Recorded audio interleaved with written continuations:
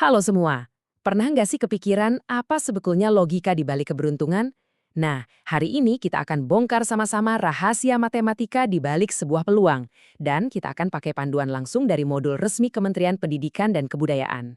Oke, kita mulai langsung ya dengan satu teka-teki. Kelihatannya sih simpel, tapi coba deh perhatikan baik-baik, ada sedikit jebakan di dalamnya.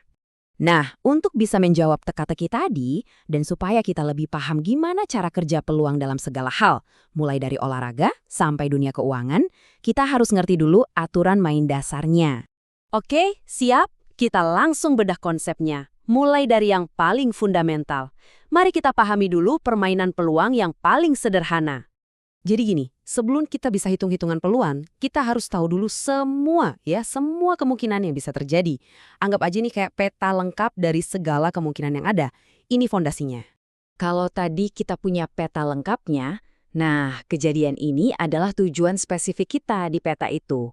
Gampangnya, ini adalah hasil yang kita harapkan. Misalnya, pas lempar dadu, kita pengen dapat angka 6. Nah, dapat angka 6 itulah kejadiannya. Nah, gambar ini nunjukin hubungannya dengan jelas banget. Bayangin kotak besar itu adalah semua kemungkinan yang ada, si ruang sampel tadi. Terus, lingkaran-lingkaran di dalamnya, itu dia kejadian-kejadian spesifik yang kita incar. Dan lihat deh diagram pohon ini, keren kan? Ini cara kita bisa memetakan semua kemungkinan hasil dengan rapi. Kayak di contoh ini, pas kita cek 3 produk, ternyata ada 8 kemungkinan hasil akhir. Semua tergambar dengan sangat jelas. Terus, gimana kalau kita tertariknya nggak cuma sama satu kejadian, tapi 2 atau lebih kejadian yang terjadi bersamaan? Nah, disinilah probabilitas jadi makin seru dan makin powerful. Kita nggak lagi ngomongin satu lemparan koin, tapi mungkin 2 atau 3 lemparan berturut-turut. Di sini, segalanya jadi sedikit lebih rumit dan jujur aja, jauh lebih menarik. Oke, karena situasinya makin kompleks, kita butuh alat bantu yang pas. Yuk, kita siapkan toolkit probabilitas kita. Alat pertama, kejadian saling lepas. Gampangnya ini adalah 2 hal yang nggak mungkin terjadi barengan. Titik. Kayak pas lempar koin, nggak mungkin kan kita dapat sisi gambar dan sisi angka sekaligus dalam satu lemparan? Rumusnya mungkin kelihatan agak rumit, tapi idenya sederhana kok. Kalau kita mau cari peluang dapat angka ganjil atau angka prima pas lempar dadu, kita tinggal jumlahin aja peluang masing-masing. Tapi, tunggu dulu, ada angka yang ganjil sekaligus prima kan? Kayak angka 3 dan 5.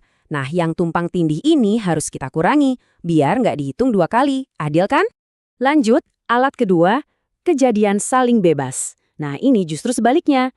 Hasil yang satu sama sekali nggak ada urusannya sama hasil yang lain. Contohnya, ya kayak melempar dadu dan memutar roda undian. Nggak nyambung sama sekali kan? Poin paling penting di sini adalah dapat angka 1 di dadu pertama itu sama sekali nggak mengubah peluang buat dapat angka 4 di dadu kedua. Peluangnya tetap sama. Jadi, buat cari peluang keduanya terjadi, tinggal kita kalikan aja peluangnya masing-masing. Simpel. Dan akhirnya, alat ketiga, ini yang paling seru menurut saya. Peluang bersyarat. Di mana satu kejadian sangat bergantung pada kejadian sebelumnya. Ini dia, inilah konsep di mana hasil kejadian pertama itu langsung mengubah peta kemungkinan buat kejadian kedua. Dan inilah kunci buat mecahin teka-teki bola merah kita di awal tadi. Oke, toolkit kita udah lengkap. Sekarang, ayo kita balik lagi ke masalah bola di awal. Kita lihat gimana semua konsep ini bisa kasih kita jawaban yang jelas. Sip, kita udah punya resepnya nih. Ada 3 langkah gampang untuk memecahkan teka-teki bola, kita pakai konsep peluang bersyarat. Oke, kita hitung bareng ya. Peluang mengambil bola merah pertama itu kan 6 dari total 10 bola. Nah, karena bolanya nggak kita balikin, sekarang di dalam kotak tinggal 9 bola, dan yang merah sisa 5. Jadi peluang dapat bola merah kedua sekarang jadi 5/9. Langkah terakhir, tinggal kita kalikan kedua peluang itu. Hasilnya 30/90, yang kalau kita sederhanakan jadi 1/3. Nah, ketemu. Peluangnya ternyata 1/3. Teka-teki kita terpecahkan. Oke, kita udah berhasil memecahkan teka-teki bola. Tapi, terus kenapa? Kenapa sih repot-repot ngitung ginian? Apa pentingnya di dunia nyata?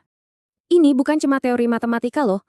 Ini adalah logika yang sama persis yang dipakai untuk menentukan strategi permainan, memprediksi pasar saham, menilai risiko medis untuk asuransi, bahkan perakiraan cuaca juga pakai ini. Intinya, Dengan paham ini, kita bisa bikin keputusan yang jauh lebih baik. Karena kita nggak cuma ngandelin firasat, tapi pakai data. Jadi, ini bikin kita mikir ya, kalau kita bisa menghitung peluang dari apa yang bakal terjadi selanjutnya, apa itu artinya kita benar-benar bisa meramal masa depan? Dengan data yang cukup banyak, seberapa terduga sih dunia kita ini sebenarnya?